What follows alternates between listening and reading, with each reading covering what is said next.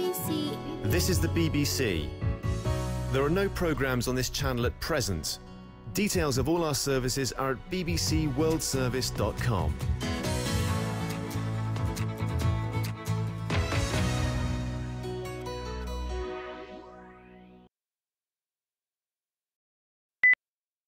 খবর আর বিবিসি বাংলার পরিক্রমায় এবারে আমাদের পরবর্তী আয়োজন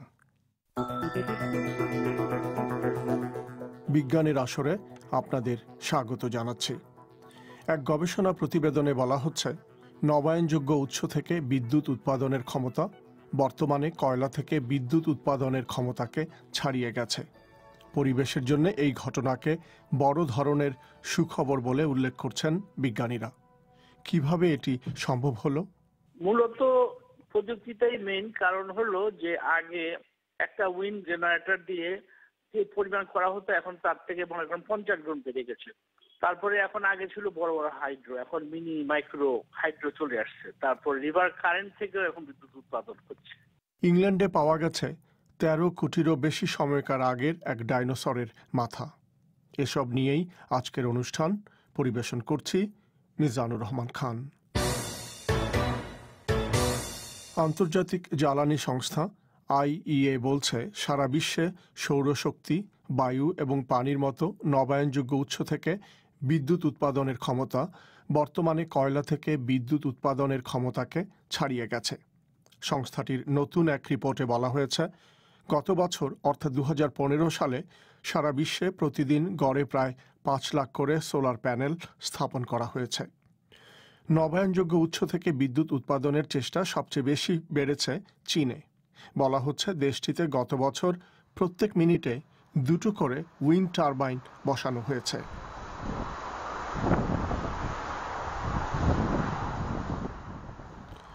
আন্তর্জাতিক জ্বালানি সংস্থা বলছে নবায়নযোগ্য উৎস থেকে বিদ্যুৎ উৎপাদনের এই ক্ষমতা বৃদ্ধি সম্ভব হয়েছে বিশ্বের বড় বড় 5টি দেশ যুক্তরাষ্ট্র, চীন, ভারত এবং মেক্সিকোর সরকারি নীতিতে বড় রকমের কিছু পরিবর্তনের কারণে। সংস্থাটি বলছে নবায়নযোগ্য উৎস থেকে বিদ্যুৎ উৎপাদনের পরিমাণ আগামী 5 বছরে নাটকীয়ভাবে বৃদ্ধি পাবে। বিজ্ঞানীরা বলছেন নবায়নযোগ্য জ্বালানিতে পরিবেশের ক্ষতি হয় না বলে তারা এই খবরটিকে বড় রকমের সুখবর হিসেবে দেখছেন। এসব নিয়েই আমি কথা বলছিলাম বাংলাদেশে ঢাকা বিশ্ববিদ্যালয়ে ইনস্টিটিউট অফ রিনিউয়েবল এনার্জির শিক্ষক এবং নবায়নযোগ্য জ্বালানি বিশেষজ্ঞ সাইফুল হকের সাথে। তার কাছে আমি শুরুতেই জানতে চাই নবায়নযোগ্য উৎস থেকে বিদ্যুৎ উৎপাদনের ক্ষমতা কয়লা থেকে বিদ্যুৎ উৎপাদনের ক্ষমতাকে ছাড়িয়ে যাওয়ার ঘটনাকে এত গুরুত্ব দিয়ে দেখা হচ্ছে কেন? মিস্টার হক। কারণটা হলো নবায়নযোগ্যর এখানে মূলত 3টি বিষয়কে দেখা হয়েছে। একটা হলো সোলার ফটোভোল্টেক, যেটা সরাসরি সূর্য থেকে বিদ্যুৎ উৎপাদন করে, আর একটা হলো বায়ু শক্তি, আর তৃতীয়টা হলো আমরা বলি হাইড্রো মানে জলবিদ্যুৎ। এবং তিনটাই পরিবেশ বান্ধব, এখানে কোন রকম কার্বন এমিশন হয় না। আর একটা যেটা মাইল ফলক সেটা হলো যে আমাদের এনার্জি এফিসিয়েন্সি আমরা বলি, আমাদের যে আগের যে প্রযুক্তিগুলি ছিল তাদের যে পরিমাণ বিদ্যুৎ লাগতো এখন আমরা এনার্জি এফিসিয়েন্সি দিয়ে তাকে 1/3 নামিয়ে নিয়ে এসেছি। মনে করেন আগে একটা 100 ওয়াটের বাল্ব, এখন সেটা CFL হয়ে এখন এলইডিতে চলে আসছে, সেই এলইডিতে এসে এটা চলে আসছে 10 ওয়াটে। মানে আপনি বলছেন যে অল্প ইনপুটে বেশি আউটপুট পাওয়া যাচ্ছে থ্রু এনার্জি এফিসিয়েন্সি। আগে যে ফ্রিজ 200 ওয়াট খেত সেই ফ্রিজ খায় 70 ওয়াট।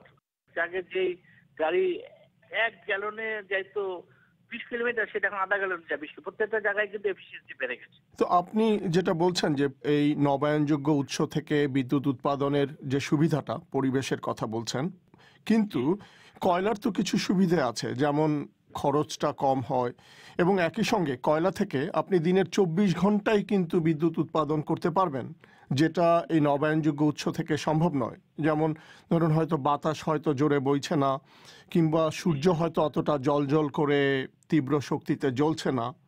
এবং যেটা বলা হচ্ছে যে ক্যাপাসিটির দিক থেকে কয়লাকে ছাড়িয়ে গেছে।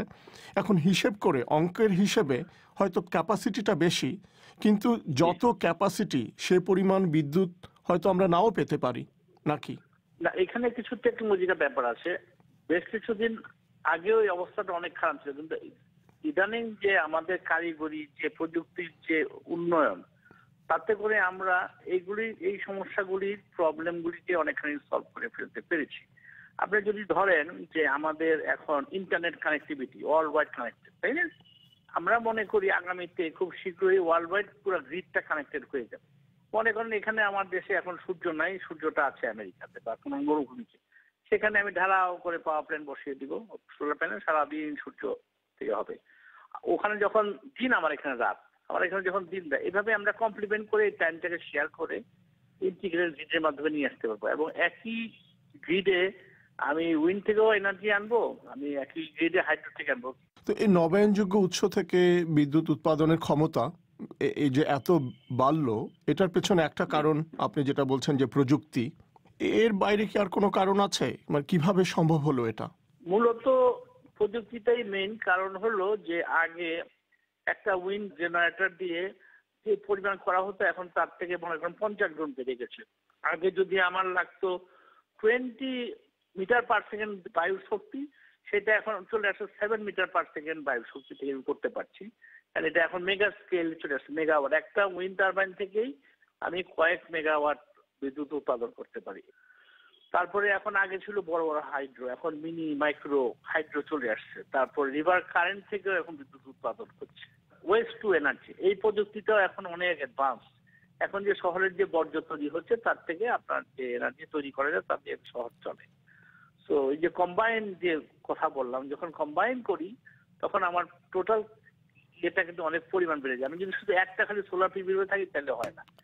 আপনার আমি বাংলাদেশের একটা এক্সাম্পল দিই যে আমাদের দেশে হাইড্রো অতটা পোটেনশিয়াল না, but in Bhutan and in Nepal is very potent, so we can connect the grid এবং এইখান থেকে নিয়ে আসতে পারি। এই নবায়নযোগ্য জ্বালানির একটা বড় অংশই আমরা দেখতে পাচ্ছি যে বিদ্যুৎ উৎপাদনে ব্যবহার করা হচ্ছে, কিন্তু অন্য যেসব খাত আছে, যেমন ধরুন ট্রান্সপোর্ট, তারপরে হিটিং, সেগুলোতে কতটা এই নবায়নযোগ্য জ্বালানির ব্যবহার আমরা দেখতে পাচ্ছি? আপনি যদি ট্রান্সপোর্টের কথা বলেন, সেখানে একেবারে যে হচ্ছে না বলা যাবে না। ইউরোপিয়ান কান্ট্রিতে ওরা বায়োডিজেল, বায়োফুয়েল এগুলি ইউজ করছে, এবং অন্যান্য দেশে এগুলি জাস্ট ল্যাবরেটরি লেভেলে বা রিসার্চ লেভেলে এই কাজগুলি হচ্ছে।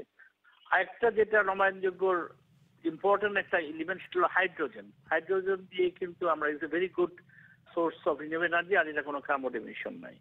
এখানেও কিছু কিছু ক্ষেত্রে আপনার দেখবেন যে ট্রান্সপোর্ট সিস্টেমগুলি হাইড্রোজেন ফুয়েল দিয়ে চলছে। তো এই প্রযুক্তিগুলি কিন্তু এখন মোটামুটি আপনার অ্যাকসেপ্টেবল লেভেলে এবং কস্ট এফেক্টিভ লেভেলে চলে আসছে। আমি সোলার প্যানেল ইউজ করি, হাইড্রোজেন পানিকে ভেঙে হাইড্রোজেন তৈরি করে ফেলতে পারি। এটা আমাদের দেশেও বাংলাদেশেও আমরা করেছি। মিস্টার হক, এই যে তিনটা উৎস, সৌর, পানি এবং বায়ু, আপনার কি মনে হয় যে এই তিনটার মধ্যে কোনটার সম্ভাবনা সবচেয়ে বেশি? এই তিনটার মধ্যে অ্যাকচুয়ালি এটা হলো রিসোর্স অ্যাভেলেবিলিটি। এক এক দেশে সূর্যের প্রাপ্তির পরিমাণ এক এক রকম, এক এক দেশে হাইড্রো পটেনশিয়াল এক এক রকম, এক এক দেশে বায়ো পটেনশিয়াল। কোনোটাই এটা হলো রিজিয়ন বেসড। যেখানে যেটার প্রাপ্তি বেশি সেটাকেই গুরুত্ব দিতে হবে। এটার জন্য বলা হয় স্মার্ট গ্রিড ম্যানেজমেন্ট। সবখান থেকে আমি নিয়ে আমি চাহিদা অনুযায়ী এগুলিকে ডিস্ট্রিবিউট করে দেব। ঢাকা বিশ্ববিদ্যালয়ে ইনস্টিটিউট অফ রিনিউয়েবল এনার্জির শিক্ষক এবং নবায়নযোগ্য জ্বালানি বিশেষজ্ঞ সাইফুল হক।